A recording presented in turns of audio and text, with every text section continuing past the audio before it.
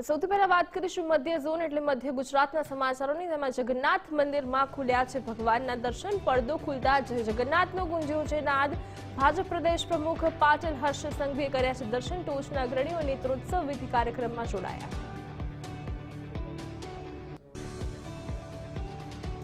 અમદાવાદમાં જગન્નાથ મંદિરે નાથની નેત્રોત્સવ વિધિ કરાઈ। સીઆર પાટીલ હર્ષ સંઘવીએ કરી પૂજા અર્ચના। ભક્તોએ દર્શન કરી અનુભવી ધન્યતા।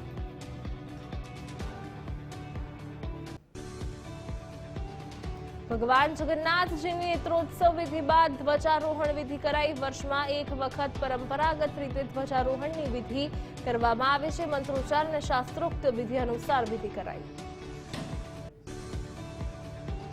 અમદાવાદના જગન્નાથ મંદિરે નેત્રોત્સવ વિધિ યોજાઈ દરમિયાન ભાજપ પ્રદેશ અધ્યક્ષ સીઆર પાટીલે નિવેદન આપ્યું છે। કહ્યું કે રથયાત્રા અંગે તમામ પ્રકારની તૈયારી કરાઈ છે। આ વિશેષ અવસરમાં ભાગ લેવાનો આનંદ મળ્યો। અમદાવાદના જગન્નાથ મંદિરમાં પરંપરાગત ધ્વજારોહણ વિધિ કરાઈ। દરમિયાન ગૃહ રાજ્યમંત્રી હર્ષ સંઘવીએ નિવેદન આપતા કહ્યું રથયાત્રામાં તમામ ટેકનોલોજીનો ઉપયોગ કરાશે।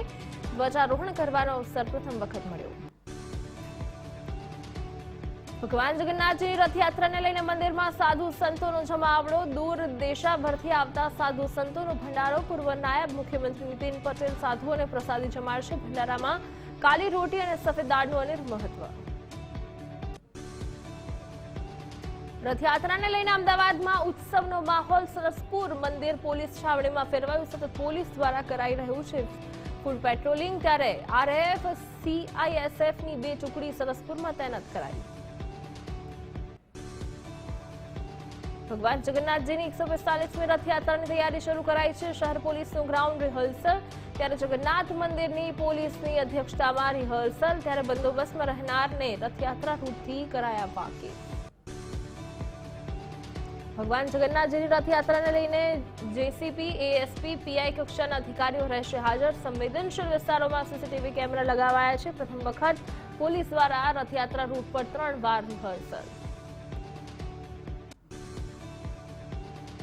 અમદાવાદમાં રથયાત્રાને લઈને પોલીસનો લોખંડી બંદોબસ્ત। જગન્નાથ મંદિરમાં ભક્તોની સુરક્ષા માટે ખાસ વ્યવસ્થા ગોઠવાઈ છે। પોલીસે મંદિરની ચારે તરફ સીસીટીવી લગાવવામાં આવ્યા છે। સાથે જ ગુનેગારોનો ડેટા પણ પોલીસે એકઠો કર્યો છે। ખેડા જિલ્લામાં પણ રથયાત્રાની તડામાર તૈયારીઓ શરૂ। ખેડા જિલ્લાના પોલીસ વડા રાજેશ ગઢિયાના જણાવ્યા અનુસાર જિલ્લામાં 144 બોડી વોર્ન કેમેરા સહિત હાઈ ટેકનોલોજીની મદદથી રથયાત્રાનું લાઈવ પણ મોનિટરિંગ કરવામાં આવશે। કેન્દ્રીય ગૃહમંત્રી અમિત શાહ આવશે ગુજરાત। રૂપાલ મંદિરના ટ્રસ્ટી નીતિન પટેલની પ્રેસ કોન્ફરન્સ અમિત શાહની કરવામાં આવશે। રજત તુલા રૂપાલના વરદાયીની મંદિરે કરશે રજત તુલા કાર્યક્રમમાં મુખ્યમંત્રી હાજર રહેશે। ગૃહ રાજ્યમંત્રી હર્ષ સંઘવીએ ઇમરજન્સી બેઠક બોલાવી છે। નિવાસ સ્થાને બોલાવેલી બેઠકમાં ડીજી સહિતના અધિકારીઓ હાજર રહેશે। એલઆરડી ભરતી બોર્ડના અધ્યક્ષ હસમુખ પટેલે કરી જાહેરાત। એલઆરડીના ઉમેદવારોનું ડોક્યુમેન્ટ વેરિફિકેશન જુલાઈમાં થશે। જુલાઈમાં ડોક્યુમેન્ટ વેરિફિકેશન પ્રક્રિયા હાથ ધરાશે।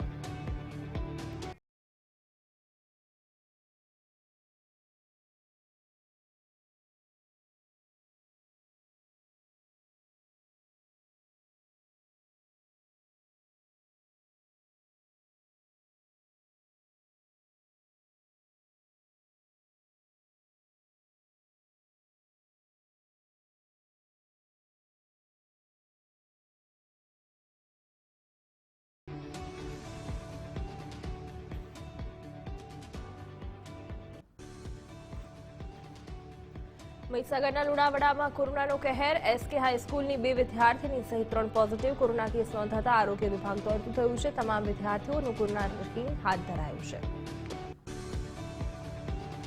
અમદાવાદ એસવીપી હોસ્પિટલમાં 80% બેડ ખાલી। 750 કરોડના ખર્ચે એસવીપી હોસ્પિટલ તૈયાર કરાઈ છે। મનપા સંચાલિત હોસ્પિટલમાં 1500 બેડ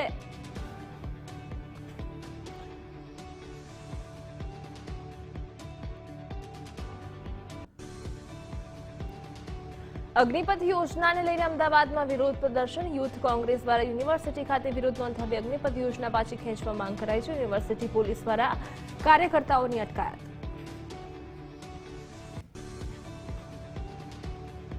રાજ્યમાં ધોરણ 1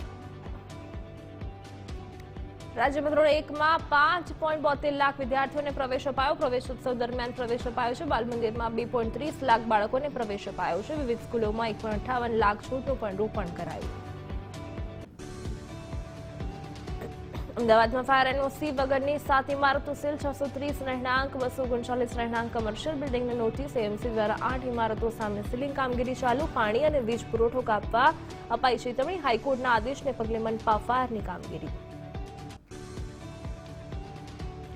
અમદાવાદમાં પાણીજન્ય રોગચાળો વકર્યો છે. 25 જૂન સુધીમાં ઝાડા ઉલટીના 622 કેસ નોંધાયા છે. શહેરમાં ટાઇફોઇડના 182 કેસ, જ્યારે પૂર્વ વિસ્તારમાં દૂષિત પાણીની સમસ્યા છે.